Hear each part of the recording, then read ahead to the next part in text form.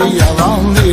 Dünya malı dünyada kalandı, dünya bize verdiğini alandı.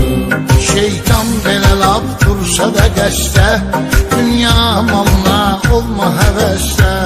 Var dövlət üçün torpağın üstə, qanlar tökülür Allah amandır, qanlar tökülür Allah amandır. Dünya malı dünyada kalandı, dünya bize verdiğini alandı.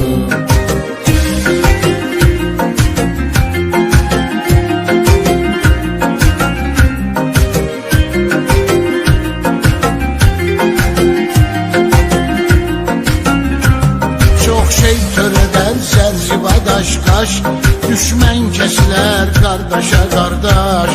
Hətta tökülər qan kəsilər baş, dünya malının axırı qandır.